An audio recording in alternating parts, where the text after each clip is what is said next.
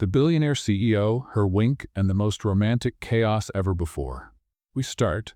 Tell me in the comments, where are you watching from?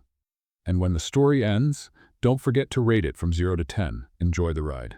Juniper Hale's left eye blinked twice, and she knew exactly what that meant. The universe was about to mess with her, again. Standing inside the mirrored elevator at Bowmont Industries, June stared at her own left eyelid like she was in a silent standoff with an invisible enemy. Listen, she whispered, leaning closer to the mirror. We had a deal, remember? I let you binge romantic series until 3 a.m., and you stay quiet in professional settings. No twitching, no dramatic flair, no emotional radar activation. The eye blinked again. June closed both eyes, took a deep breath, and muttered, Fine, you want war? I'll put on an eye patch and pretend I'm a corporate pirate. Don't test me. The elevator doors opened, and what she saw could only be described as corporate apocalypse. The Bowmont Industries lobby looked like a rock concert where everyone had lost their tickets. Executives were running everywhere like game characters with no player in control. A woman in red heels shouted into her phone, No! The contract in Mandarin, not Cantonese. A man was sweating so much he looked like he'd just left a sauna wearing a suit. Another tried to balance 3 tablets like a nervous juggler about to drop them all.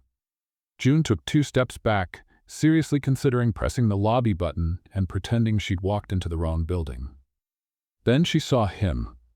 In the middle of the chaos stood a man. Still, completely still.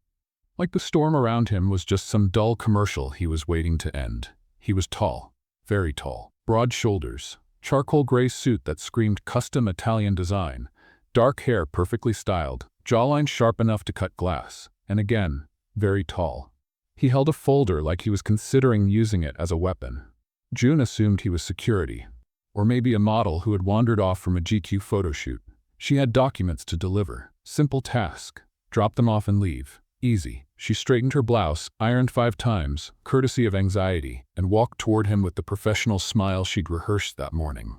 Hi, sorry to interrupt this elegant apocalypse, she said, holding out the folder. I'm Juniper Hale, the new temp assistant, and they told me to deliver this. So, mission accomplished. I'll just quietly evaporate now. She turned to leave. Wait, his voice was deep, like a movie trailer narrator. The kind that says, in a world where elevators actually work. June froze, turned slowly, and gave him a nervous smile. He opened the folder, skimmed through the papers, then looked at her. Blue eyes. Intense. The kind that seemed to know your social security number just by staring. Do you know anything about international contracts? June's left eye blinked. I took an online course with a PDF certificate, but I read fast and have a good memory for numbers and… Why are you looking at me like that? Perfect. Come with me. Excuse me, what? But he was already walking away, taking long, confident strides, like someone who had never once chased a bus in his life. June stood there for 2 seconds, processing, then ran after him like a lost puppy trying to keep up. Hey, sir, stylish security guy, she called, tripping over her own shoe. Who are you? Where are we going? Is this a corporate kidnapping? He stopped in front of a massive glass door engraved with golden letters. Executive boardroom. He turned to her. Carter Bowmont.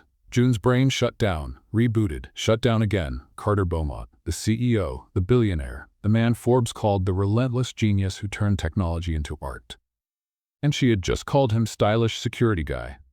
Both her eyes started blinking, left, right, left again, now both at once like a malfunctioning Christmas light. She squeaked, voice 3 octaves higher. You, the boss. The mega ultra super boss? I thought you were, a really fashionable security guard? Not that security guards aren't amazing. They're heroes, but you're kind of the guy who signs their paychecks and… Breathe, Carter said, and June was certain he was holding back a laugh. She inhaled loudly, like a deflating balloon trying to recover its dignity. I need someone to review a presentation before the meeting with the Japanese investors, he said, opening the door. My main assistant couldn't make it in time. Will you do it? June looked at the folder he handed her. Except, technically she could. But she could also technically go bungee jumping, and that didn't mean it was a good idea. Still, she heard her own voice say, yes, of course, totally, I was born for this. Lie. She was born to watch shows with popcorn and judge bad character decisions. Carter walked in. June looked up at the ceiling, whispered, "Help me, universe," and followed. The room was the size of her entire apartment. Giant mahogany table, leather chairs that looked like thrones, a panoramic view of Seattle that could have been a computer wallpaper. June sat down, trying not to look like a child in an adult chair, and opened the laptop Carter pushed toward her. He connected the presentation to the projector. 5 minutes, he said. 5 minutes. Easy. No pressure. Just a billionaire CEO waiting while she checked slides probably made by Harvard geniuses. June started reading. Slide 1, perfect. Slide 2, flawless. Slide 3, beautiful. Slide 4, wait, she blinked. Left eye. Read again. Blink, right eye this time. There was a wrong number. Small, subtle, but wrong. The third quarter profit projection showed 2.88 million instead of 2.3 million. Did you find something? Carter asked, adjusting his tie without looking away from her. June opened her mouth. Nothing came out. Closed it. Opened it again. Both eyes blinked at once. 3 times. Kind of panic Morse code. No, no, no, she whispered to herself, hands clenched. Please, eyes, don't do this now. 2-eye blinking means red alert. Emotional drama officially activated. Carter frowned. Are you okay? June took a deep breath, pointed at the slide with a trembling finger, and spoke fast, like an auctioneer in distress. Slide 4, profit projection. Third quarter. The number's wrong. It should be 2.3, not 2.8. I checked 3 times in my head, and my eye confirmed it, because it does that. It blinks when something's off. I know it sounds crazy, but I swear my body has emotional Wi-Fi. And Carter moved closer to the screen, pulled out his phone, checked something. The silence lasted 7 seconds that felt like 7 geological eras. You're right, he said, and his tone changed. Surprised? Impressed? How did you even notice that? June shrugged, laughing nervously. My eye. It's basically a trouble detector. Really annoying at parties, but great with spreadsheets. Carter corrected the slide, saved the file, and looked back at her. This time, with that look of someone who just found something intriguing. What's your full name? Juniper Hale. But everyone calls me June, because Juniper sounds like a fairy hippie name, and I already have enough problems without adding fairy to the list. He almost smiled. Almost. June? Thank you. You just saved this meeting. Before she could say anything smart, or more likely something embarrassing, the door opened. 5 Japanese executives walked in, followed by the Bowmont Industries board. The meeting began. June sat quietly in the corner, trying to be invisible but watching everything like it was a live corporate drama episode. Carter presented with confidence, answered questions in English and Japanese. Wait, what? Negotiated clauses like he was ordering coffee, and when slide 4 came up, the corrected one, he glanced at June. She nodded. Like you're good, buddy, the eye approves. He smiled. Just for a second. But she saw it. When the meeting ended and everyone left satisfied, June tried to slip away with the crowd. June. She stopped. Turned slowly. Carter stood by the table, hands in his pockets, wearing that expression that said, I'm trying to figure you out, and it's kind of fun. You start tomorrow. Officially. 8 a.m.? June blinked. Both eyes. But this time it wasn't fear. It was hope. Happy confusion. Really? Don't be late. She smiled like an idiot. You got it, boss. Carter nodded, almost smiling again. Interesting, he murmured to himself. Very interesting. And he walked out. June stood alone in the giant room, holding the folder, staring into space, processing everything. Then she looked at her own reflection in the window and whispered. We did it. We did it. The eye blinked. But this time June was sure. It was a victory blink. June woke up the next morning half convinced she'd dreamed the whole thing until she saw the email on her phone. Subject: Welcome to the team, starting today at 8 a.m. She screamed. Literally. The kind of scream you hear in a horror movie, only happy. Now she was standing in the company's bathroom mirror, rehearsing professional phrases like she was auditioning for Broadway. Good morning, team. I'm here to add value. Pause. No, too robotic. Try again. Hi, everyone. Ready to get to work? She grimaced. Sounds like a yogurt commercial. Focus, June, focus. She adjusted her beige blouse, ironed 6 times because first-day trauma was still fresh, took a deep breath, and gave herself a light slap on the cheek. You are professional. You are capable. You will not blink like a faulty turn signal. Her left eye twitched. I warned you, she hissed at her reflection. We had a deal. Good behavior, or I put on sunglasses and pretend I'm a secret agent. When she walked out, she nearly collided with a blonde woman wearing heels so high they seemed to defy gravity. The woman's white dress was flawless, a tablet tucked under one arm, and her smile, June knew that smile. The "I'm about to judge your soul" kind.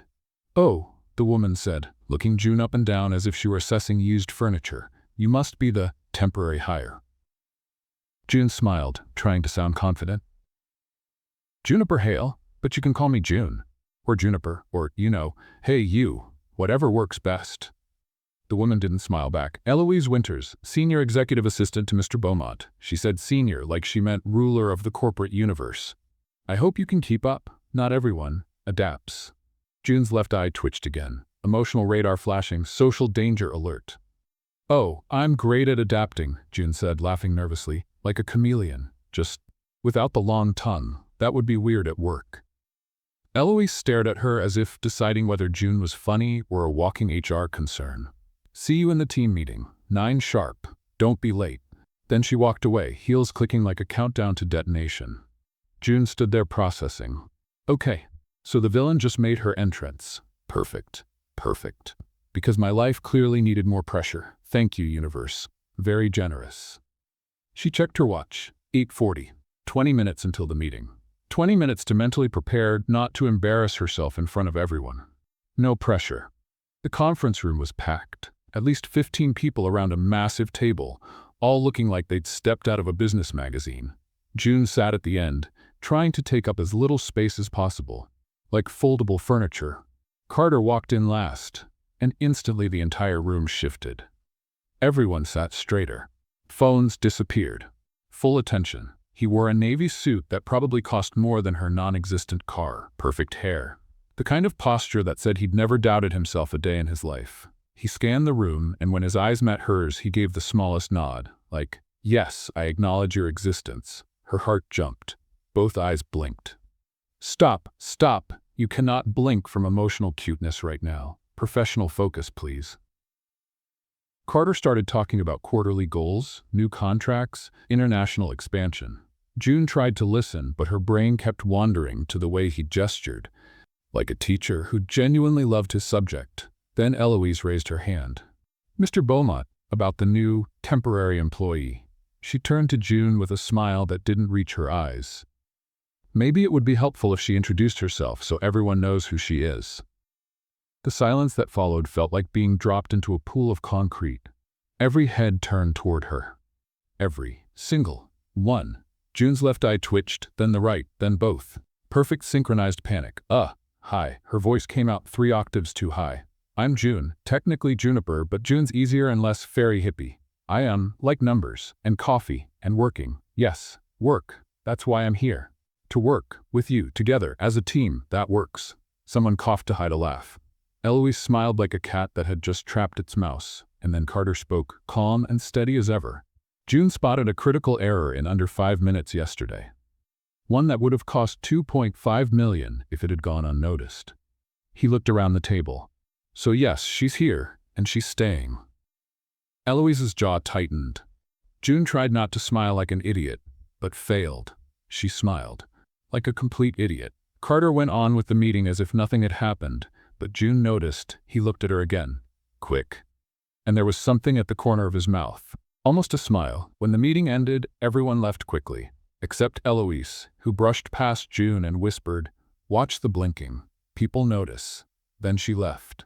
June stayed alone in the room, holding the pen she'd gripped so hard it left a red mark on her hand. "Great," she muttered, looking up at the ceiling. "Now I've got a corporate archenemy. Perfect. Because my life definitely needed more drama." What's next? A pigeon chase? A spilled coffee curse? She stood up, straightened her blouse, and whispered to herself, "Breathe, June. You saved $2.5 million yesterday. You can do this. You are capable." "You talking to yourself again?" June froze. Carter was standing in the doorway, arms crossed, wearing that look of quiet amusement. "I know. I mean, yes. But motivational self-coaching? It's a thing. Very popular. Among people who talk to themselves." He almost smiled. Almost. "You adapted well today. I was sweating like a marathon runner in the desert, but thanks." This time he smiled. For real. And June knew 2 things for certain. 1, she was in trouble. 2, her eye had just blinked, and it wasn't out of fear. It was something much, much more dangerous. June had a theory. The universe had an invisible timer set to destroy her moments of glory exactly 24 hours after they happened. And today, holding a tray with 6 cups of coffee while trying not to trip over her own feet, she was sure the timer had just gone off. "It's fine," she whispered to herself, balancing the tray like it was a live bomb. "You've got this. It's just coffee, hot liquid in unstable containers. What could go wrong? Nothing." Her left eye twitched. "No. You are not allowed to do that right now. We are holding coffee that costs about a week's salary per cup. Exemplary behavior, or I'm selling you to the first pirate who wants a corporate eye patch."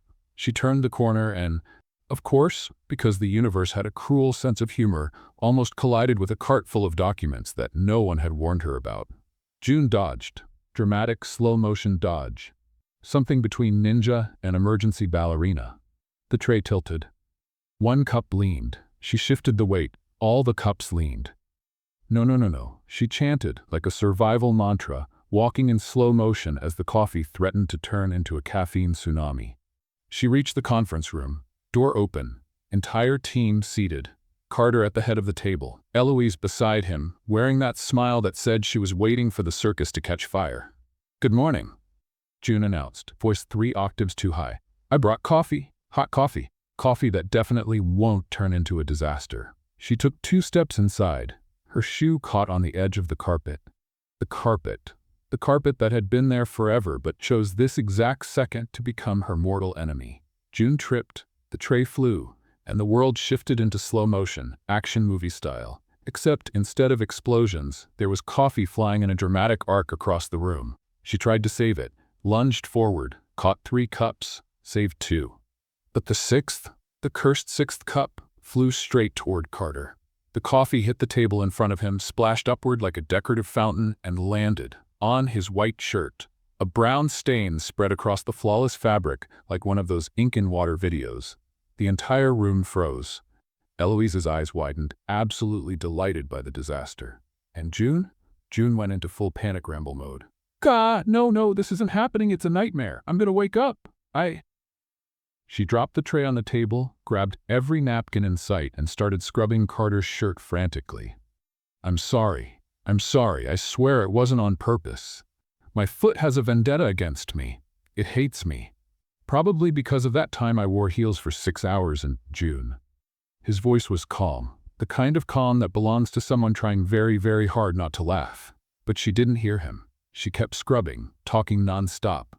"I'll pay for dry cleaning. I'll buy you a new shirt. I'll sell my kidney. Both kidneys. Who needs kidneys anyway? They're overrated." Carter took her hands, his hands, in hers, warm, steady, holding with the kind of gentleness that made her brain completely shut down. "Breathe," he said. And there was something in his eyes. Amusement? Kindness? Relaxing is part of professionalism, too. June looked down, at his fingers holding hers, at the coffee stain on his shirt, at the crumpled napkin in her hand. Both her eyes blinked, left, right, left. Perfect synchronization of emotional panic. I'm touching my boss," she whispered mostly to herself. "I'm touching the CEO. I spilled coffee on the CEO. That's definitely going on my resume under special skills, ruining expensive clothes of important people." Someone at the table laughed, a muffled laugh that turned into a cough. Carter gently released her hands, took the napkin, and wiped the stain with the calm of someone dusting off a shelf. "Accidents happen," he said. "With me, they're kind of a hobby," June muttered. He almost smiled. Almost. "Have a seat. The meeting's not over." June sat down. Like a robot running on low battery, she slumped into the chair, gripped the edge of the table, and tried to merge with the furniture. Eloise leaned closer and whispered loud enough for June to hear. "Interesting integration technique. Very wet." 2 people chuckled. June felt her face burn. But then Carter spoke again, still standing, straightening his tie as if nothing had happened. "Before we continue, I just want to remind everyone that operational mistakes are normal. Spilled coffee? Normal. Wrong slide? Normal." He looked directly at Eloise. Lack of empathy? Less normal, and less tolerated. Eloise's smile froze like a crashed computer screen. The room went silent. Carter went on as if he'd just commented on the weather, but June saw it. He looked at her again, quickly, and blinked. He blinked, on purpose. A silent, "It's okay, I get it." Her heart did 3 flips, 2 spins, and a somersault. No, no, you cannot develop a crush on your boss. That's corporate survival rule number 1. You just spilled coffee on him. Coffee. This isn't the start of a romance, it's the start of a lawsuit.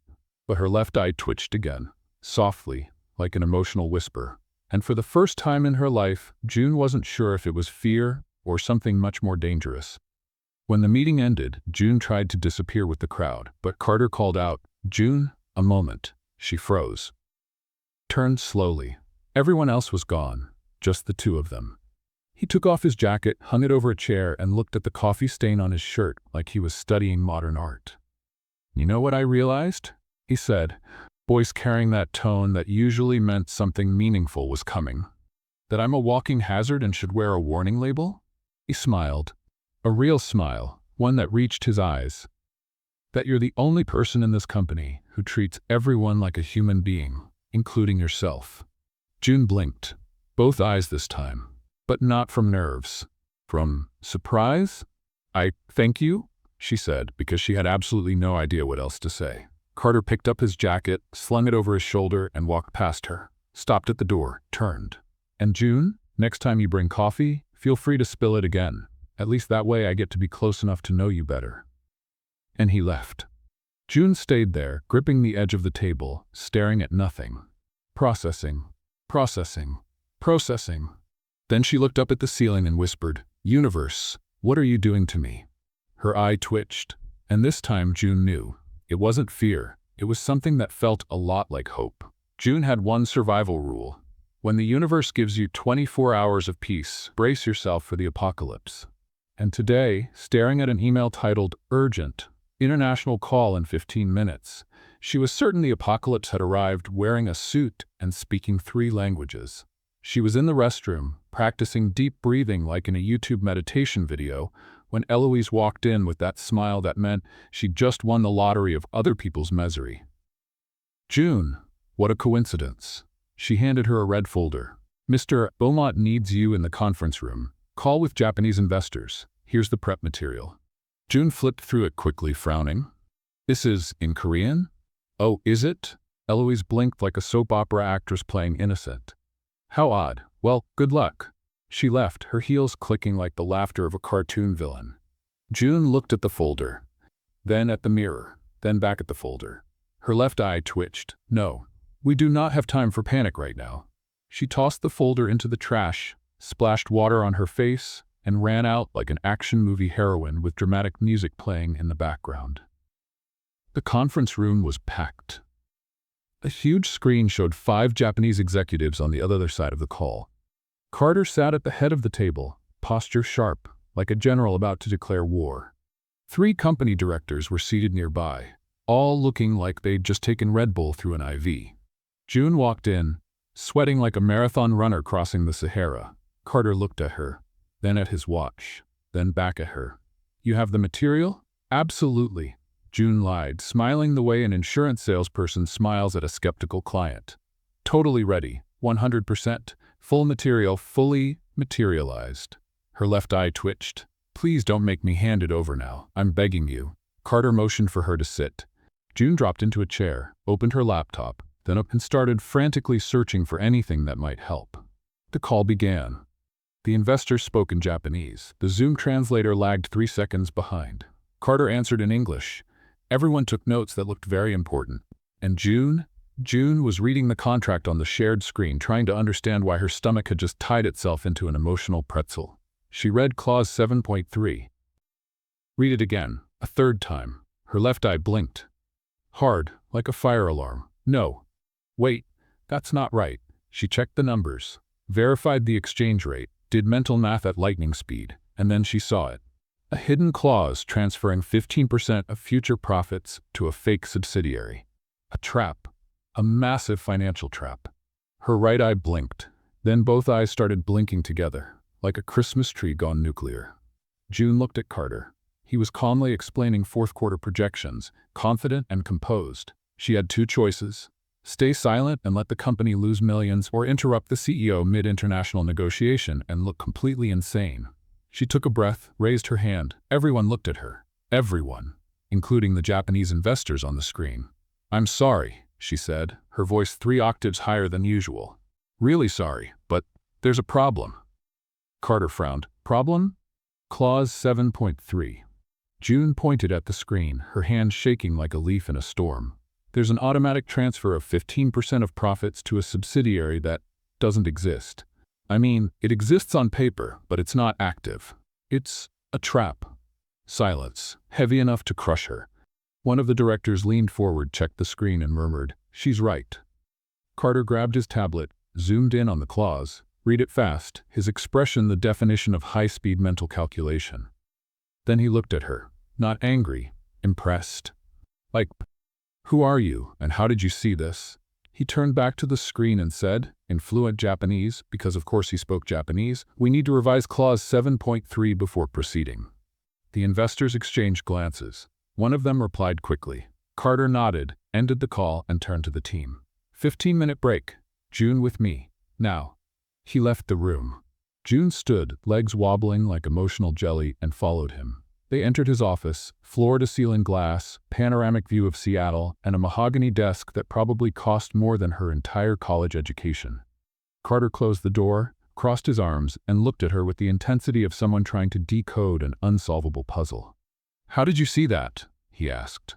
June shrugged, laughing nervously. "My eye. It blinks when there's trouble. Like an emotional detector for financial disasters. I know it sounds crazy. I swear I'm not some kind of corporate medium. But I saw the number, my stomach screamed danger, and then my eye went into flashlight mode. And June." She stopped talking, breathed. Carter took 2 steps closer. Very close. "You just saved this company from losing $8.2 million. Her brain shut down, rebooted, shut down again. What? 8.2 million? He smiled, a real smile. The kind that reached his eyes and made her heart do 3 somersaults. "In 15 minutes you did what 3 lawyers couldn't do in 2 weeks. June felt her cheeks burn. "I just read fast, and my eye has emotional Wi-Fi, and I watch a lot of crime shows, so spotting red flags kind of became a hobby." Carter laughed, a real laugh. Deep, warm. The kind that did strange things to her chest. "You're incredible," he said, voice low and sincere. "And I don't think you realize it." Both of June's eyes blinked, but not from nerves this time. From something that felt dangerously close to, "I'm in trouble, and I'm not sure I want out." Before she could say anything smart, or more likely something embarrassing, someone knocked on the door.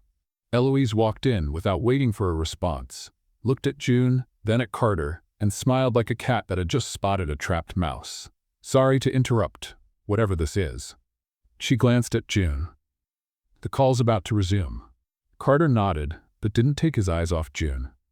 "We'll finish this." And June was absolutely sure of one thing. He wasn't just talking about the negotiation. June had a theory. Corporate lunches were battlefields disguised as salad buffets. And today, sitting at a corner table with a tray of food that looked like it had been prepared by someone having an existential crisis, she got absolute proof of that theory. Eloise sat 3 tables ahead, surrounded by a group of assistants laughing at every word she said like it was a world-class comedy act. And June? June was talking to her fork. "See that?" she whispered to the utensil. "That's what we call a strategic alliance to destroy the new girl. Very subtle, very elegant, very, I'll ruin you, but with a toothpaste commercial smile." The fork didn't respond, but June was sure it agreed. She was chewing a lettuce leaf that tasted like gourmet tissue paper when she noticed Eloise had stood up and was walking toward her. Her left eye blinked. "No," June muttered, gripping the fork like a self-defense weapon. "Not today, corporate evil. I just saved $8.2 million. I have diplomatic immunity." But Eloise arrived, pulled out the chair next to June with a smile that never reached her eyes, and sat down like she was posing for the cover of Successful Villains Monthly.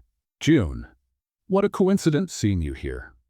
She grabbed an apple from June's tray and took a bite, Snow White style, if Snow White were terrifying.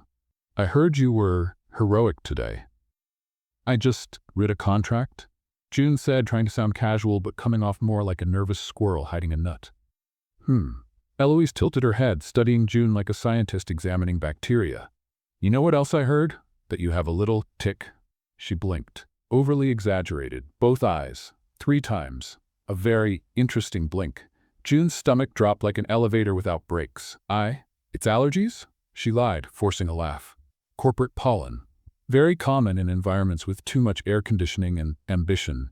Eloise smiled, and then, loud enough for the entire cafeteria to hear, she said, "Guys, have you noticed? June blinks like a broken traffic light when she's nervous." She imitated it again, blinking wildly like a malfunctioning cartoon character. "It's so cute, like a frightened puppy." 3 people laughed. Then 5. Then the entire table. June felt her face burn. Her heart dropped into her stomach, did a somersault, and decided to move permanently into her left knee. Both eyes blinked, together, like a Morse code for "please let me vanish." She tried to laugh along, like, "Haha, yeah, so funny," but the sound came out more like a deflating tire. "It's true," someone said. "She blinks a lot. Must be some kind of anxiety thing," another added. "Or a neurological issue," a third voice suggested, and June wished she could bury her head inside the salad bowl and disappear. Eloise stood up, gave June a pat on the shoulder, the universal sign for "poor thing," and walked back to her table with that runway strut that screamed mission accomplished. June sat alone, still holding her fork, watching the world collapse in slow motion like a sad movie scene without music. She took a deep breath, tried not to cry, counted to 10, and then a deep voice cut through the noise.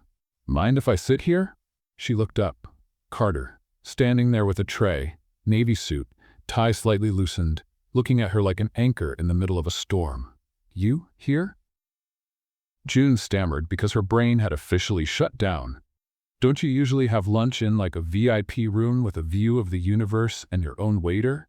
He sat down, without asking, without caring about the curious looks now coming from every table. "I prefer interesting company," he said, opening his salad container like it was the most normal thing in the world. The entire cafeteria went silent. The kind of silence you only hear in churches, or funerals, or right after something unbelievable happens. Eloise froze, corporate version of a salt statue. Carter picked up his fork, took a bite of grilled chicken, and then turned to June. "You okay? I guess?" She lied, smiling like a sad clown, pretending everything was fine. He looked at her, really looked, like an emotional X-ray. "Liar." June sighed, set her fork down, and whispered, "They laughed at me, I know. Because of the blinking. I know." She looked down, poking at her salad like she could dig an escape tunnel through the plate. "It's ridiculous, isn't it, having an involuntary emotional detector? Like a useless superpower. Look, I blink when there's a problem. So helpful. They should call me to join the Justice League."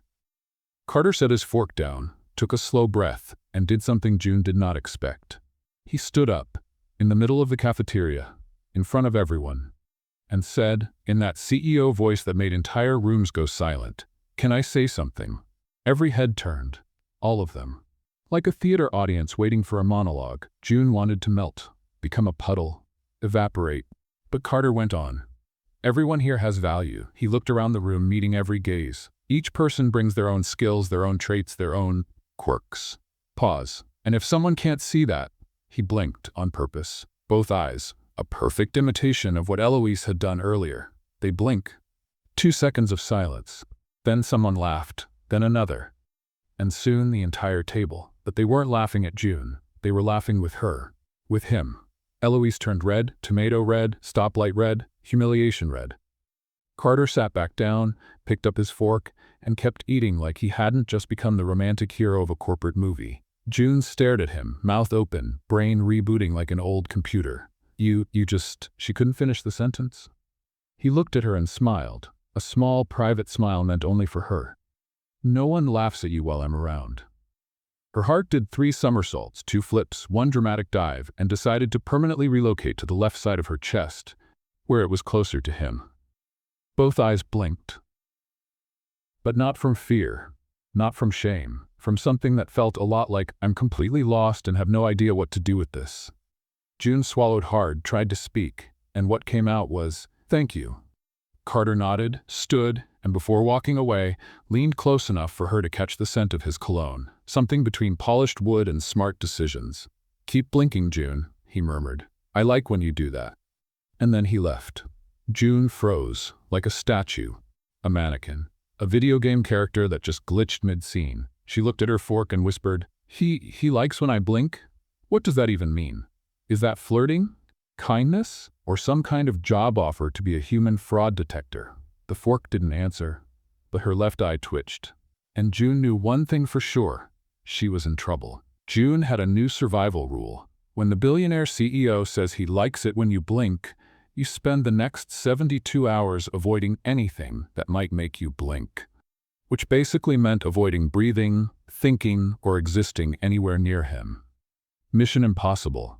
Because Carter Bowmont had developed a disturbing habit of appearing everywhere, like a corporate genie no one had summoned, but who showed up anyway. She was in the archives, searching for a 2019 contract, when she heard that deep voice behind her. Looking for something? June jumped. Literally, like a cat startled by a cucumber. Corporate Jesus, she yelled, spinning around and nearly dropping 3 folders. You appear out of nowhere. Use a bell, a horn, or those shoes that make horse noises. Carter tried not to laugh. Almost succeeded. Sorry, executive habit. We learn to walk quietly so we can catch employees watching cat videos.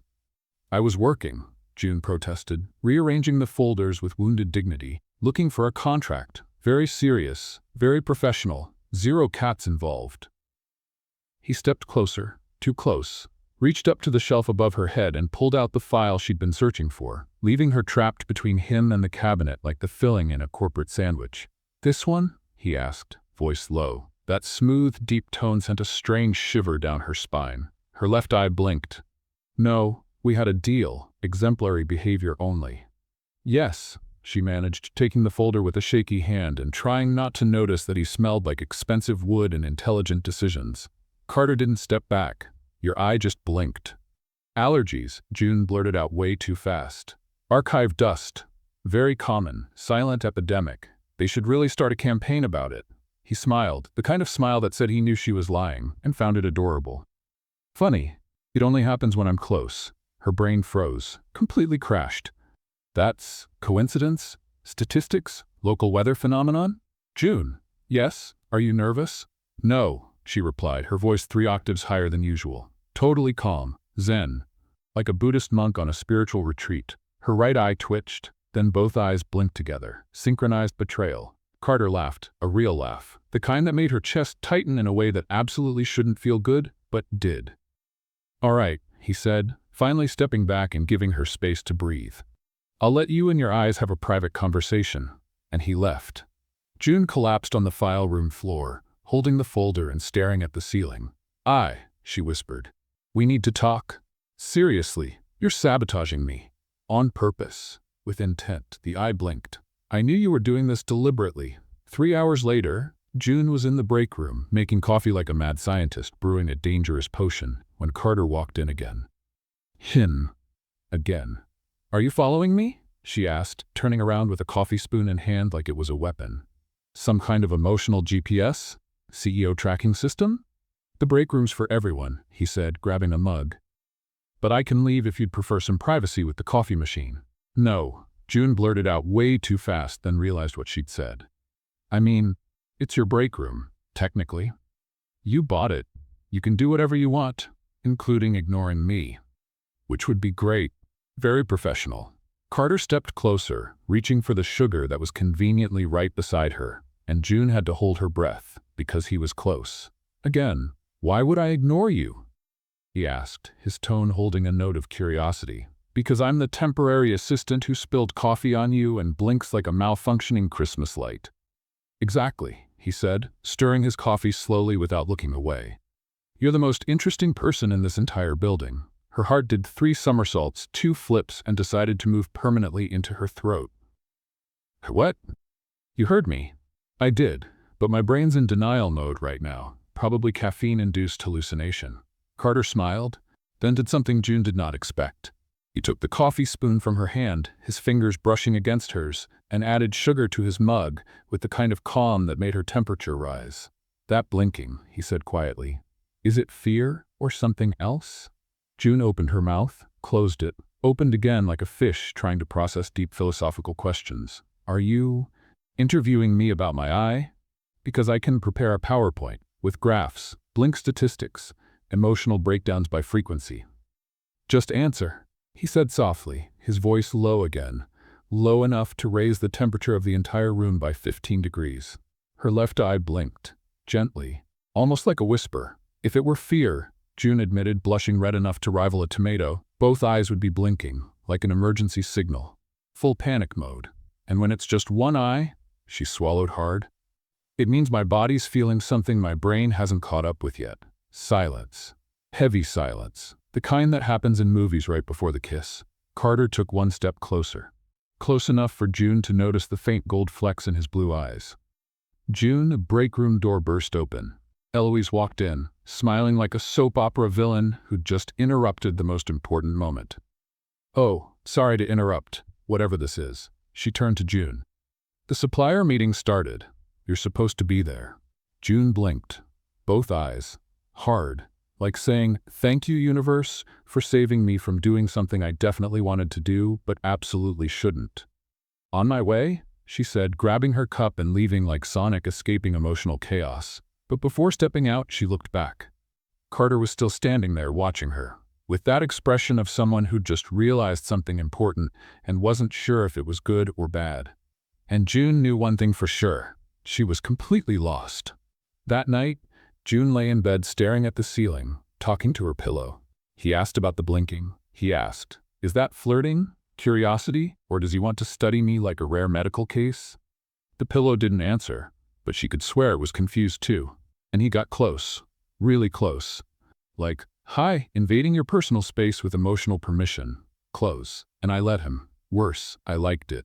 She turned on her side, hugging the pillow. "I'm in trouble. Serious trouble. Like this will end badly, but I don't care kind of trouble." Her phone buzzed. A message from an unknown number. She opened it. "Your eye gave you away, but so did mine. Sleep well, June. C." June dropped the phone like it was about to explode, screamed into her pillow, and both eyes blinked. Together. Complete surrender. June had a theory. Text messages sent after 11 p.m. should come with a warning label. Danger. Emotionally devastating content. Especially when they came from the billionaire CEO who had just admitted that his eyes gave him away too. She spent the entire night staring at the ceiling, like an astronaut trying to decode a constellation that didn't exist. And when she finally fell asleep, she dreamed she was in a meeting where everyone blinked in perfect sync, like some kind of corporate flash mob. She woke up with dark circles that looked like they'd been painted by a gothic horror artist. "Perfect," she muttered at the mirror, dabbing concealer like she was plastering a wall. Nothing says professional, like a face that spent all night analyzing an emotional text from a boss who really shouldn't be texting his employee at midnight. Her left eye twitched. "We're not on the same team anymore," she hissed at her reflection. "You got me into this mess. You and your useless emotional radar." She arrived at the office at 7:53, 7 minutes early, courtesy of anxiety, and found Carter standing in the hallway, holding 2 coffee cups like a romantic movie character who had rehearsed the scene. "Good morning," he said, offering her one. June looked at the cup, then at him, then back at the cup. "This is for me, or are you testing if I can hold hot liquids without triggering a national emergency?" "Both," he replied, a small smile tugging at his lips, "but mostly the first." She took the cup carefully, like it was a trophy, sniffed it, and her eyes widened. "Caramel with cinnamon, how do you know that?" "I pay attention." Her heart did 3 somersaults, 2 flips, and a full Olympic routine. "That's sweet? Creepy? Maybe both? Because I'm not sure how to process a boss who remembers his temp assistant's coffee order." Carter shrugged, taking a sip of his own. "You're not temporary." "Technically." "June." His tone shifted, steady, sincere, a kind of emotional X-ray. "You saved this company twice in 1 week. You're part of the team, permanently, if you want to be." Both her eyes blinked, fast, panicked Morse code for "What do I do with this information?" Yes," she said, because her brain had clearly powered down and the autopilot had taken over. "Like, yes, not polite yes, capital letters, 3 exclamation marks, yes." He smiled, a real one.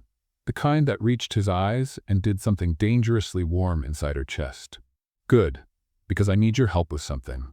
"International contract, financial crisis, alien invasion in the corporate sector?" "Worse." He paused dramatically. "Charity gala tonight, formal dinner, boring speeches, people pretending to like each other." June laughed like he was joking, until she realized he wasn't. Wait, you want me to go? As in, me? The girl who trips over rugs and spills coffee on executives? Exactly, you keep me grounded. Her left eye twitched softly. Is this a work request or something else? Can it be both? He asked, voice dropping low, the kind of low that raised the hallway temperature by 15 degrees. Before June could say anything remotely intelligent, or more likely embarrassing, Eloise's voice echoed down the hall. Mr. Beaumont, the 8 o'clock meeting has started. Carter sighed, the kind of sigh movie characters give when they're interrupted at the worst possible moment. We'll talk later, he said, and June swore she saw frustration in his eyes. He left. June stood alone in the hallway, holding her coffee, processing. He invited me to an event, she whispered to the cup. Like, invited, fancy clothes, important people, and me. In the same place, what could go wrong? Everything. Absolutely everything. The coffee didn't answer, but June was pretty sure it was worried too. 6 hours later, June was in the company restroom, staring at the simple black dress she'd bought in a lunch break panic, spending half her paycheck in the process, when Carter knocked on the door. June? You okay? Perfect, she yelled, wrestling with a zipper that had chosen to jam halfway up her back. Totally under control, very calm, extremely zen. Silence. Can I come in? It's the ladies' room, she answered, yanking the zipper like an MMA fighter attempting a final move. You can't. Oop. The zipper caught skin. June? She opened the door, pure surrender. Carter looked at her, at the half-zipped dress, at her flushed face, then stepped inside and closed the door behind him. Turn around, he said, his voice calm. This is extremely unprofessional, June muttered, but obeyed, because the zipper had officially become her mortal enemy. She felt his fingers on the zipper. Gentle, careful, moving slowly. Breathe, he said softly, and that's when June realized she'd stopped breathing entirely. She inhaled, loudly, like a balloon deflating. The zipper slid up, inch by inch, and June became acutely aware of his hands on her back, the warmth seeping through the fabric, and how this felt way more intimate than any corporate situation had the right to be. There, he said, but didn't move away. June turned. Slowly. They were close. The kind of close that happens right before a movie kiss. Thank you, she whispered. Carter looked at her as if memorizing every detail. You look beautiful. Her brain shut down, rebooted, then shut down again. I'm sweating like a marathon runner and just lost a fight with a zipper. That's not exactly the definition of beautiful. To me, it is. He took a step closer, so close June could count the golden flecks in his blue eyes. June, I need to tell you something. Her heart stopped. Good or bad? Honest. He drew a deep breath, and for the first time since she'd met him, he looked vulnerable. I don't trust easily. Never have. I lost someone 3 years ago, someone who made me believe vulnerability was weakness. June felt her chest tighten. Carter, but you, he said with a faint, almost sad smile, you showed up blinking like a warning light, spilling coffee, talking to yourself, and somehow you made me want to try again. Both her eyes filled with tears. I don't know what to do with that, she admitted, voice trembling. Because I don't trust easily either. I spent my whole life thinking my emotional detector was a flaw. That being sensitive was weakness. And now you're saying that it's your greatest strength. He finished. Silence. Beautiful, heavy, full of everything neither dared to say.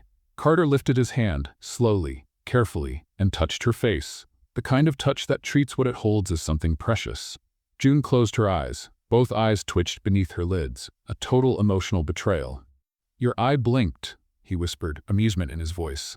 I know, she said, half laughing, half crying. It has a mind of its own. It's basically the third character in this story. Carter laughed, a real one, warm, deep, and leaned closer, closer, so close June could feel his breath. And then, the bathroom door burst open. June, the car is... Eloise froze, looked at them, at June's teary eyes, at Carter's hand still on her face. Waiting. Carter stepped back, slowly, like someone waking up from a good dream. We'll be right there, he said, voice steady, CEO mode fully reactivated. Eloise left, with a smile that said she had just found very valuable information. June looked at Carter. Carter looked at her. We almost, she started. I know. And now she's going to tell everyone and... Let her, he said, taking her hand. Let her tell everyone. He laced his fingers through hers, like a silent confession. June looked down at their intertwined hands and whispered, "I'm in so much trouble." Carter smiled. "So am I." June had a theory. Corporate gossip traveled faster than high-speed Wi-Fi. And 3 days after the almost kiss in the bathroom and the charity event where Carter had held her hand the entire evening like a public declaration of, "Yes, she's with me," the rumor had evolved into a full-blown corporate legend. She was in the break room, preparing coffee as part of her survival ritual, when she overheard 2 assistants whispering near the water cooler. "I heard she's using him to climb the corporate ladder." "You mean gold digger style?" "Classic." And he fell for it. Poor guy. Powerful men always fall for the same line. June froze, like a human statue holding a paper cup. Her left eye blinked. But not the right one. She waited. 3 seconds. 5. 10. Nothing. The right eye stayed still. Completely still, like the battery had died and no one told her. And that terrified her more than any rumor ever could. Because when both eyes stopped blinking, it meant one thing: real danger. The kind that says, your emotional radar just gave up on you. She dropped the coffee, walked out of the break room like a zombie in existential crisis, and went straight to the restroom. She locked the door, stared at the mirror. "I," she whispered, tapping her left eyelid like she was trying to restart faulty equipment.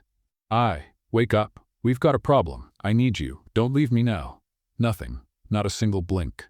"Okay," she said, voice trembling. "I get it. You quit. My own body quit on me. Wonderful. Great. Perfect. What's next? My heart stops out of sympathy?"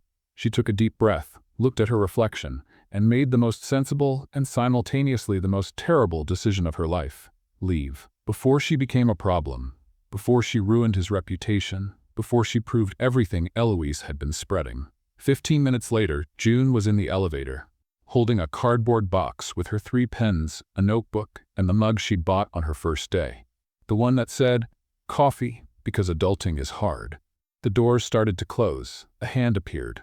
"Stop them. Open them again." Carter stepped in, looking like an action movie character who'd just sprinted up 3 floors. He looked at her, at the box, at her face. The "I just made a terrible decision, but I'm pretending to be fine" face. "You're leaving," he said.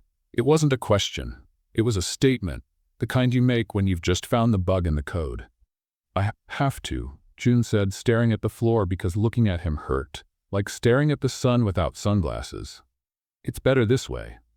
"Better for who?" "For you." She burst out, her voice jumping 3 octaves higher than usual. "You've heard what they're saying, right? That I'm a gold digger. That I'm using you. That I'm a problem. And you know what's worse? My eye didn't blink. Not once. And that never happens. That means I'm in real danger. Or maybe I am the danger. And I won't let you become a joke because of me." Carter pressed the emergency button. The elevator stopped. Like in those movie scenes where the main characters decide now is the time for the big conversation. "June, look at me." "No." "Look."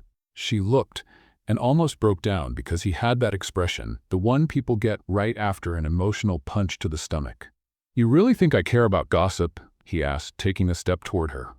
"You think I, Carter Bowmont, CEO of a billion-dollar company, can't tell the difference between manipulation and—" He paused, took a breath. "Someone who makes me want to be a better person?" Her heart did 3 somersaults and dropped like an elevator in free fall. "Carter, you made me laugh for the first time in 3 years." He went on, voice lower now, almost a confession. "You showed up blinking like an emergency light, spilling coffee, talking to yourself, saving deals, and somehow you reminded me that feeling something isn't weakness." Her eyes filled with tears like a dam about to burst. "But what if they're right?" she whispered. "What if I am the problem? What if my emotional radar's broken and I can't tell anymore?" "Your radar isn't broken," Carter cut in, taking the box from her hands and setting it down like it didn't matter. "It's just trying to protect you. The way it always has." "Protect me from what?" "From getting hurt."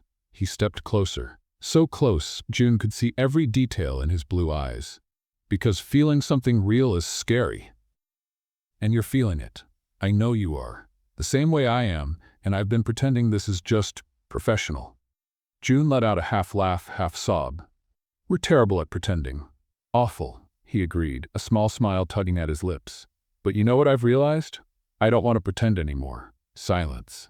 Heavy silence. The kind that happens right before the kiss everyone's been waiting for. And then it happened. June's left eye blinked, softly, like an emotional whisper saying, "It's okay, you can trust this." She laughed, tears still in her eyes but lighter now. "My eyes back," she whispered. It approved you."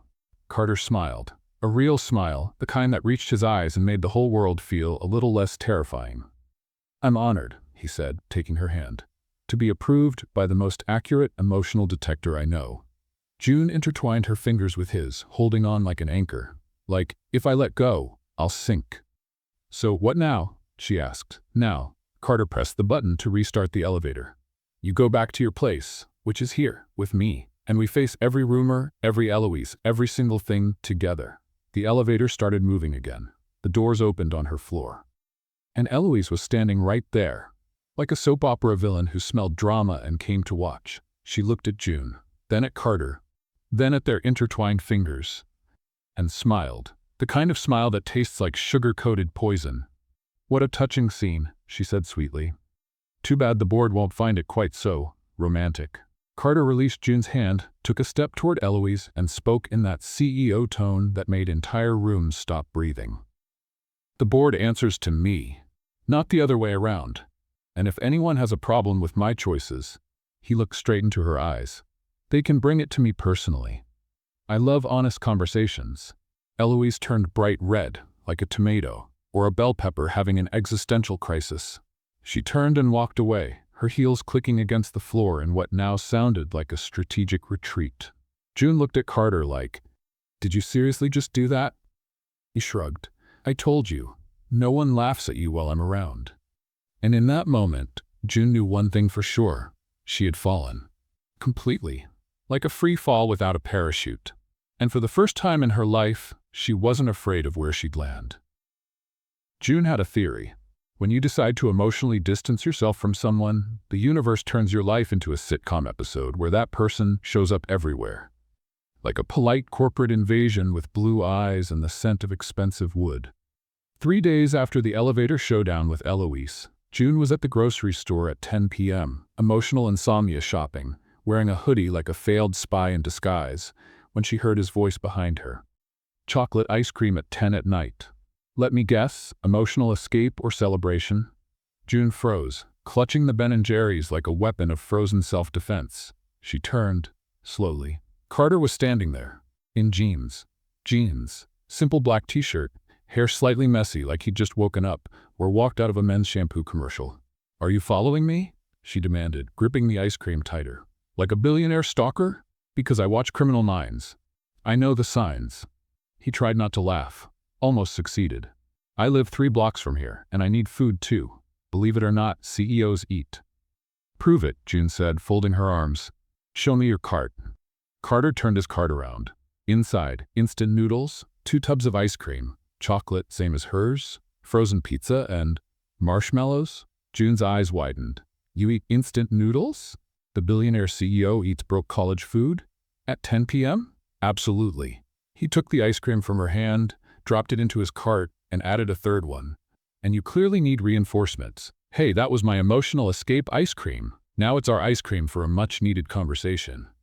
Carter pushed the cart toward the checkout, casually kidnapping dessert. June stood there processing for 2 full seconds, then ran after him, like a confused puppy chasing its owner who just stole its favorite toy.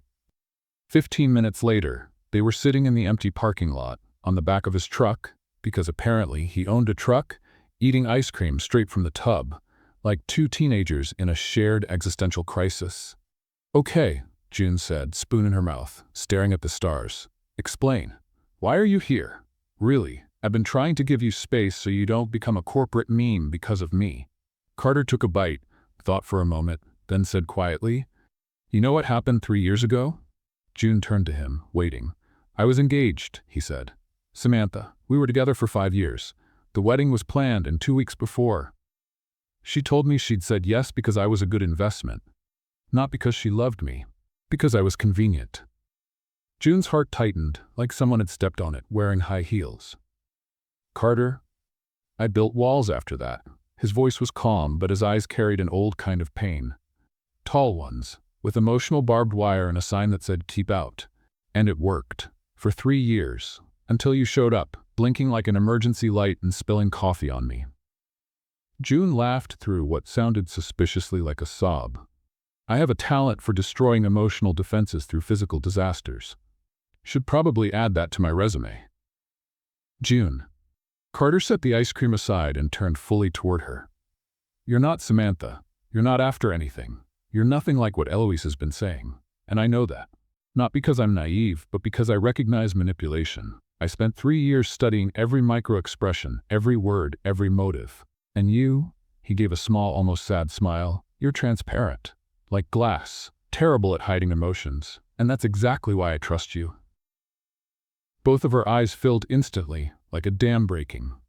That's the sweetest and most embarrassing thing anyone's ever said to me. Like, you're bad at lying. Congratulations. Carter laughed, really laughed, and took her hand. I came after you because you're running. And I get running. I did it for 3 years. But you know what I learned? Running doesn't protect you. It just delays everything. June looked down at his hand holding hers. Their fingers intertwined.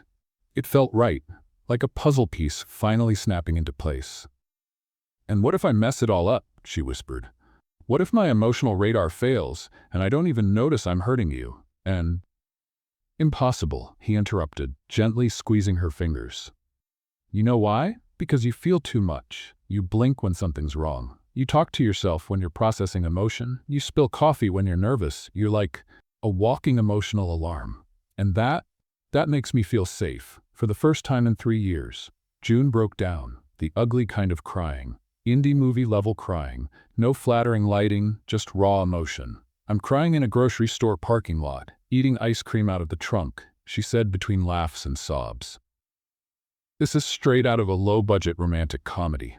Best scene I've ever lived, Carter said, pulling her into his arms, and June sank against his chest.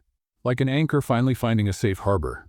They stayed that way, holding each other, in the empty parking lot, with 3 pints of melting ice cream beside them, until June whispered against his chest. My eye blinked. I know, I felt it.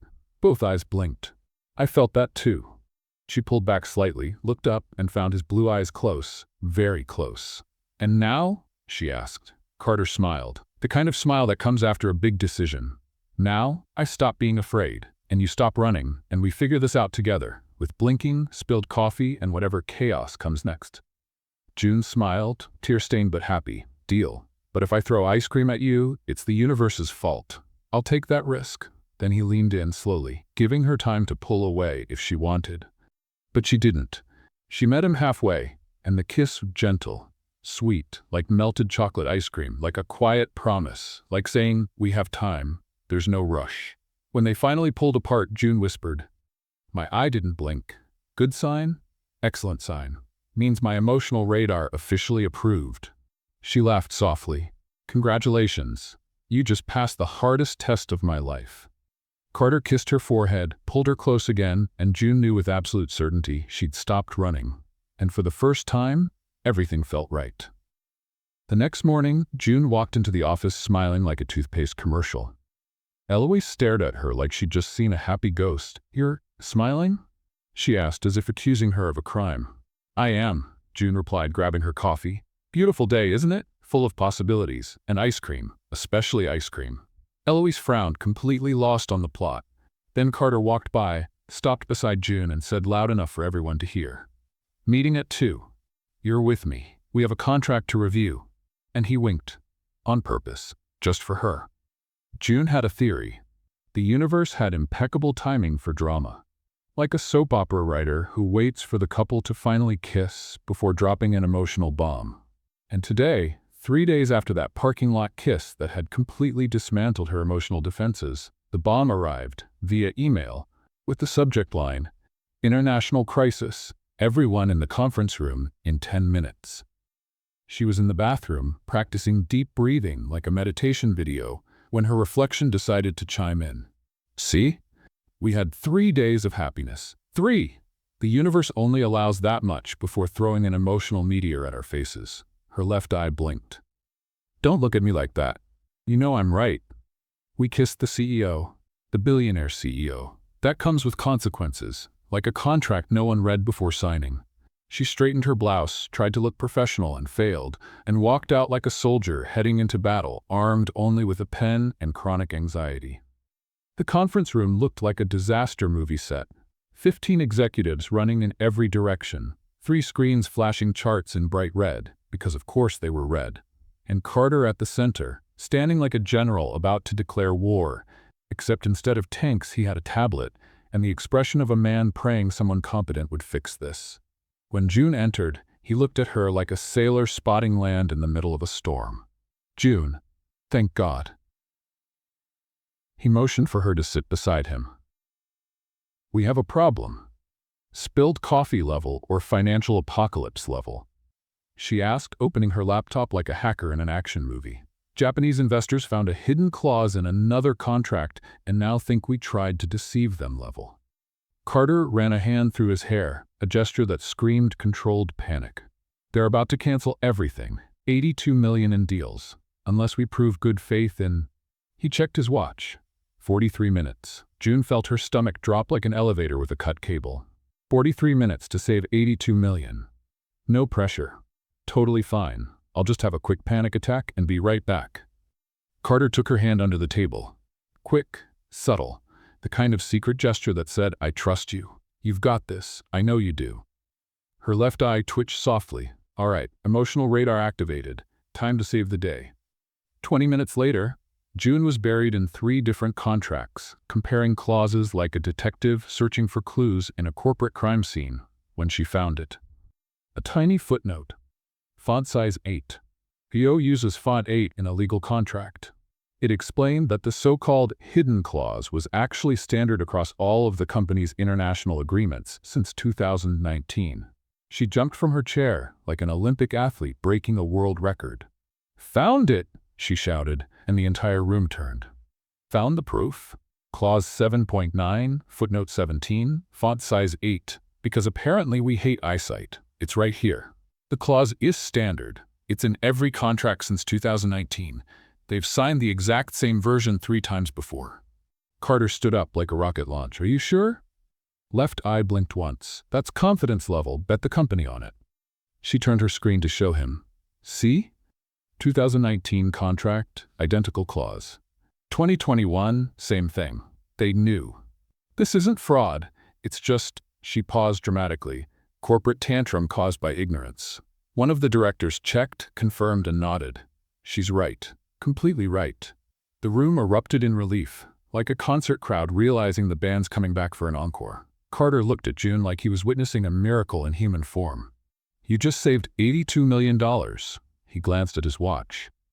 "In 23 minutes. June shrugged, trying to look casual but failing miserably because she was grinning like a toothpaste commercial. "I read fast, and I have a weird thing for footnotes. Strange hobby, I know, but today it paid off." Eloise, who had been silent the entire time, finally spoke, her voice 3 tones lower than usual. "How did you even see that?" June turned to her, and for the first time since she'd joined the company, answered with total confidence. "Because I pay attention to everything, even the things that seem too small to matter." She smiled. "It's kind of an annoying superpower, but it works." The call with the investors was nothing short of triumphant. Carter presented the evidence. June explained, in English and basic Japanese she'd learned from watching anime. But hey, it worked. And not only did the investors keep the deal, they increased their investment by 12 million, saying, "Attention to detail and transparency deserve reward." When the call ended, the whole room applauded. And June? She just sat there, processing, like a computer running on emotional lag, until Carter pulled her to her feet and said, loud enough for everyone to hear, "Juniper Hale, officially promoted to Senior International Contracts Analyst, with a salary increase, your own office, and my eternal gratitude for being the most brilliant person who's ever worked here." Her jaw dropped. Literally, like a cartoon character whose mouth hits the floor. What? My own office? Like, with a door? Maybe even a fake plant so I can look like a responsible adult?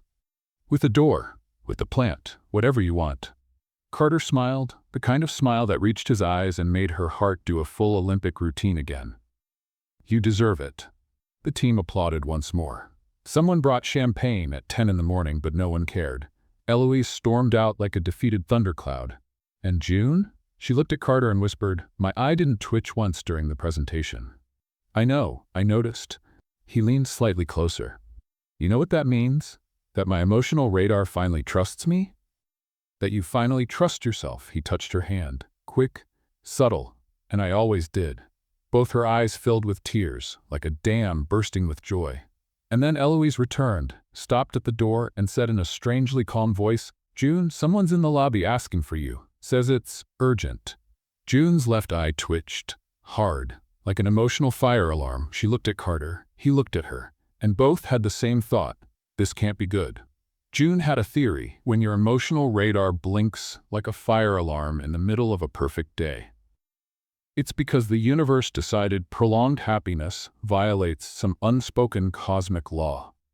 And today, standing in the lobby, staring at the woman in a beige suit who was definitely not a friendly visitor, she was absolutely sure that theory was correct.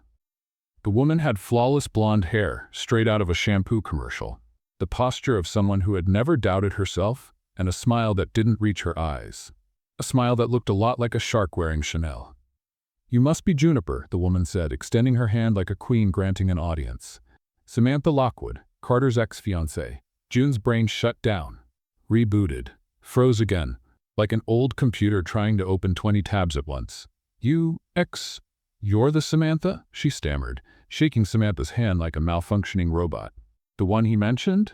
The one from the human investment thing?"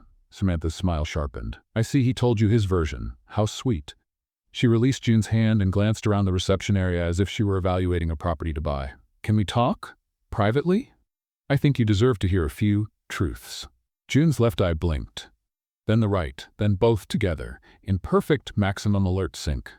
I have a meeting," June lied, stepping back. "Very important, about contracts and numbers. Serious things that definitely can't wait." 5 minutes, Samantha insisted, resting a deceptively gentle hand on her arm. "I promise it'll be worth your time." 3 minutes later, June was sitting in the lobby cafe, holding a cup of coffee like an emotional shield, while Samantha stirred her green tea with the calm precision of a movie villain about to reveal her master plan. "Let me guess," Samantha began, smiling like a cat that had just cornered its prey. "He told you I was the gold digger, that I only wanted his money, that I broke his heart." "He mentioned something like that," June admitted, gripping the cup as if she could absorb its warmth to fight the chill crawling up her spine. Samantha laughed, a carefully performed soap opera kind of laugh. "Of course he did. You know what he didn't tell you? That he was obsessed with work. That he canceled our wedding 3 times because of important meetings. That he made me feel like a decorative piece of furniture in his life." She leaned forward, lowering her voice, "And when I finally ended it, he rewrote the story to make himself the victim." June's stomach twisted into an emotional pretzel. "Why are you telling me this?" "Because I saw the photos. The charity event. The way he looks at you." Samantha smiled like someone who had just won an argument. "I recognize that look. It's the same one he used to give me before I became the background in his life." June felt the world tilt as if the floor had turned to jelly. I need to go," she said, standing like a zombie in existential crisis. "Just one more thing." Samantha opened her purse, pulled out an envelope, and placed it on the table. "Photos. Every time he left me waiting. Every promise he broke. Every dinner he canceled." She slid the envelope toward June. "For when you realize you're becoming me." And she left, heels clicking across the floor like the countdown of an emotional time bomb. June sat frozen, staring at the envelope, the coffee, the ceiling. Both eyes blinked like an emergency light in panic mode. "No," she whispered to the cup. No. We are not falling for the surprise X with a dramatic envelope trope. That's cliché number 1 in bad movies." But her hand reached for the envelope anyway. She opened it. Inside were photos. Samantha alone in fancy restaurants. Samantha crying in a car. Text messages from Carter. "Sorry, meeting ran late. Sap can't make it tonight. Work emergency." June's chest tightened. "This doesn't mean anything," she murmured, tucking the photos back in like evidence from a crime scene. "People change. He said he changed. He showed me he changed." But Samantha's voice echoed in her mind like an annoying psalm on repeat. For when you realize you're becoming me. When June returned to the office, the entire team was gathered in the conference room. Eloise stood at the front, tablet in hand, smiling like someone about to drop breaking news. "Everyone," she announced, her tone sugary sweet with a hint of poison.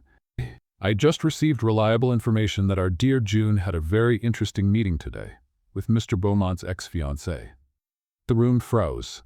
June felt 15 pairs of eyes turn toward her, like interrogation spotlights. She showed up," June stammered, her voice 3 octaves higher than usual. "I didn't ask her to show up. She just appeared, like some evil genie from a corporate lamp." "And what did she want?" Eloise asked, tilting her head like a talk show host about to deliver drama. "To congratulate you, or maybe warn you about something." June's left eye blinked hard.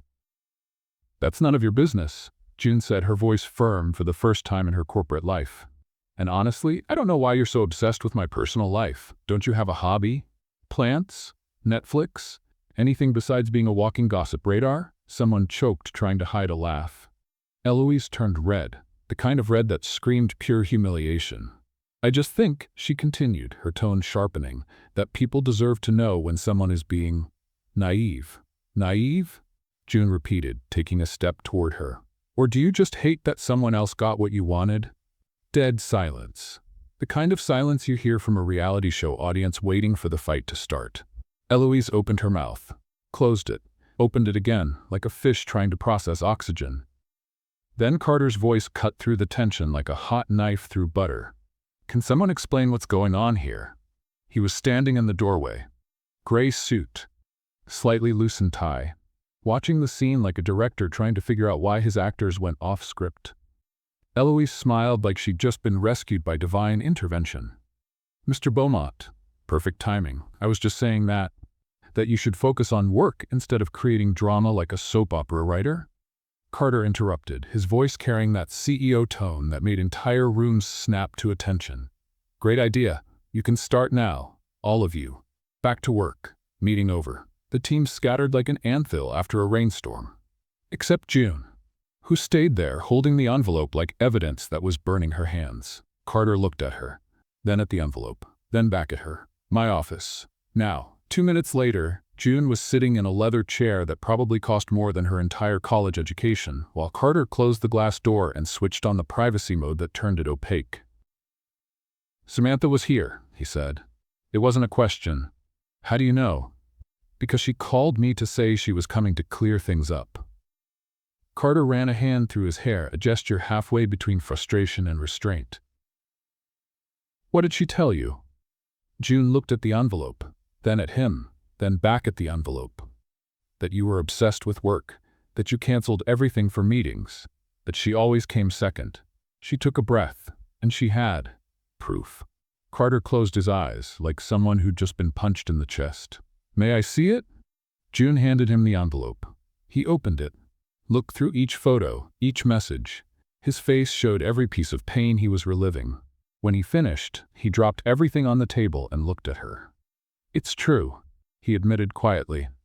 "I was obsessed. I canceled. I made her feel like she didn't matter. And when she left, I rewrote the story to make myself seem less guilty." June's heart clenched, like someone had stepped on it with a stiletto. "So she was right? I'm gonna end up—" "No." Carter cut her off, walking around the desk and kneeling in front of her like a scene straight out of an indie romance film. "Because I've changed.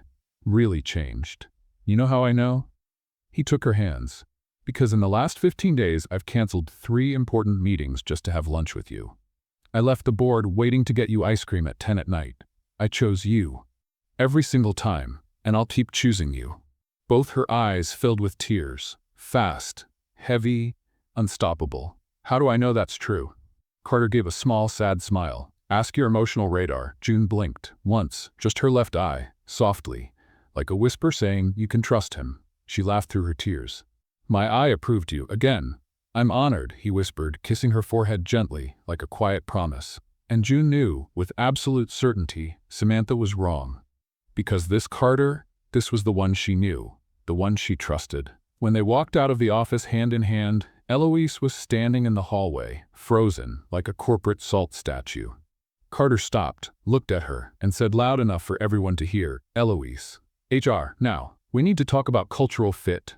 Eloise stormed off like a defeated thundercloud.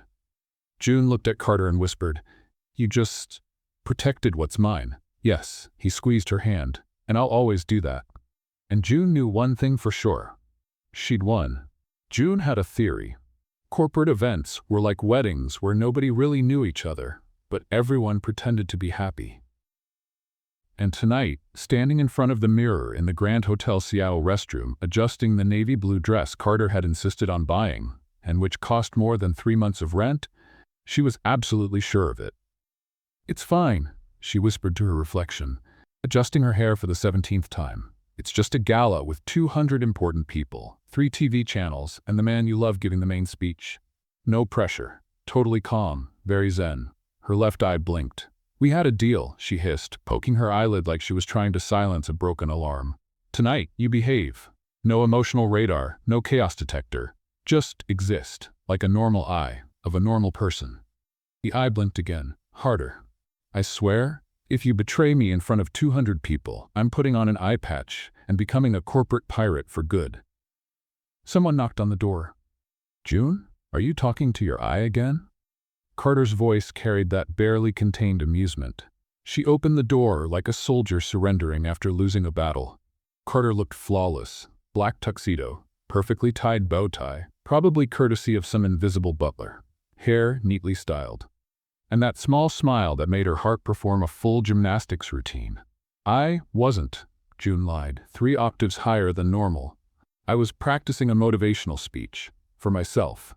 It's a common technique of corporate self-hypnosis." He stepped closer, took her hand and kissed her fingers like a fairy tale prince in Billionaire CEO form. "You look stunning," he said, voice low, so low it sent something dangerous down her spine. "I'm sweating like a marathon runner." June admitted because emotional honesty came as naturally to her as blinking. "And my eye's plotting against me. And I'm certain I'll trip and become a corporate meme." Carter laughed. Real laughter that made her chest tighten in the best way. "If you trip, I'll fall too." Emotional solidarity. "That's the most romantic and strangest thing anyone's ever said to me." He offered his arm, pure old-fashioned charm. "Ready?" June took a deep breath, hooked her arm through his, and whispered, "Ready for potential public humiliation, followed by international escape?" "Always." The ballroom looked like a Hollywood movie set. Massive crystal chandeliers, tables draped in white linen, flowers that probably cost more than a small car, and 200 people dressed like pages from a corporate fashion magazine. June clung to Carter's arm like it was a life preserver. "There are so many people," she whispered, "like an entire town, in one room, looking at me." "They're looking because you're the most beautiful woman here," Carter said, and he didn't sound like he was exaggerating. "You might want to check your glasses, because I'm clearly having a panic attack disguised as polite smiling." They reached the main table. 3 directors stood. A journalist approached, holding a microphone like a drama-seeking missile. "Mr. Bowmont," she said, smiling like a talk show host, "could we get a quick comment about tonight's speech?" Carter turned, keeping June close to him, his body language saying clearly, "Yes, she's with me, and it's no secret. I'll be talking about courage," he said, looking directly at June, "about how sensitivity isn't weakness, it's emotional intelligence in its purest form." June's left eye blinked, softly, like a whisper saying, "I love you, and you're going to ruin me in the best way." The journalist noticed. Of course she did. Reporters have radar for emotional drama. "And who's your guest tonight?" she asked, aiming the microphone at June like a weapon of embarrassment. June opened her mouth. Nothing came out. Brain. Blue-screened. "Juniper Hale," Carter said smoothly, giving her hand a reassuring squeeze. "Senior analyst of international contracts and the most brilliant person I've ever met." Her heart exploded. Literally stopped, rebooted, and started sprinting laps in her chest. "I? Thank you?"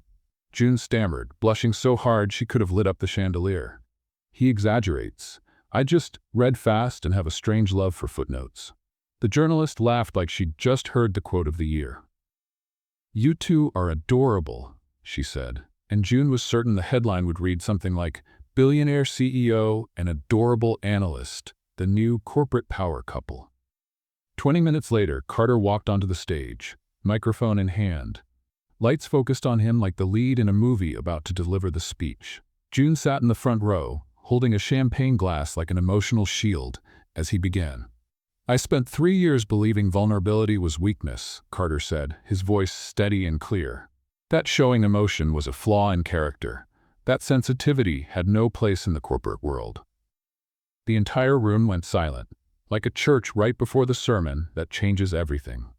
"Until I met someone who proved me wrong." He looked straight at June. Someone who blinks when she feels too much, who talks to herself while processing emotion, who spills coffee when she's nervous, and somehow saved this company twice using the very traits the world calls flaws. June's left eye blinked. Then both did, perfectly synchronized emotional betrayal. "Sensitivity," Carter continued, "isn't weakness. It's radar. It's intelligence the world hasn't learned to value yet.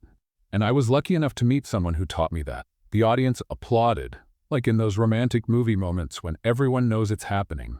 And June? She was crying. Beautiful, unfiltered indie movie tears. Carter stepped off the stage, walked straight to her, in front of 200 people. 3 cameras, 5 reporters. Then he knelt down. The whole ballroom froze, like a collective screenshot. "June," he said, taking her hand. "I don't have a ring. I didn't plan this. But I know one thing for sure. You made me feel again. And I never want to stop." Her brain short-circuited, restarted, froze again like a computer trying to process the impossible. Are you proposing to me?" she shouted, her voice echoing through the room like an emotional megaphone. "Technically, yes." Carter smiled, a nervous smile she'd never seen before. "But if you want me to wait and do the whole ring version with—" "Yes." June cut him off, pulling him to his feet and kissing him like every romantic movie had been leading to this exact moment. "Yes, yes," with all caps and 3 exclamation points. The room erupted in applause. Someone yelled, "Finally!" 3 people cried, including a director who swore it was allergies. When they pulled apart, Carter whispered, "Your eye blinked." "I know." June laughed through her tears. "Both of them. Full surrender. Good sign?" "The best. It means my emotional radar officially approved. You just passed the final test." Carter kissed her forehead, pulled her into his arms, and whispered, "I always knew. Your heart senses things before the world does." And June knew one thing for certain. The eye had won, and so had she. 3 hours later, driving home, June looked at Carter and whispered, "We got engaged in front of 200 people. Completely unplanned. Best spontaneous decision of my life. I cried like a soap opera character. Beautiful crying. Very cinematic." June laughed, laced her fingers with his, and murmured, "My eye isn't blinking. That means everything's fine. It means it's perfect." And as Seattle drifted past the window like a movie backdrop, June knew sensitivity wasn't a flaw, it was a superpower. And she just found the perfect partner to share it with for the rest of her life. When the kiss ended, a soft silence lingered between them. Her eyes shone, as if the world had finally made sense. Carter touched her face gently. No more trembling, no more chaos, just calm, and a heart saying yes. She laughed quietly. Her eye blinked once, soft, peaceful. It wasn't an alarm, it was a confession. "So, we're good?" he asked, wearing that rare, weightless smile. "It means my emotional detector approved," she whispered, with the perfect mix of courage and grace. "And it never fails." The crowd applauded, and for a moment everything in the world was exactly where it belonged. The girl who once blinked to survive, now blinked for love. Fade out. Soft light. Music that feels like an embrace. And now tell me, what did you think of June's little blink of destiny? Did your heart react before your mind did? Leave your thoughts in the comments. On a scale from 0 to 10, how would you rate this story? And don't forget to subscribe and turn on notifications for more heartfelt stories filled with love, laughter, and moments that warm the soul. See you in the next story.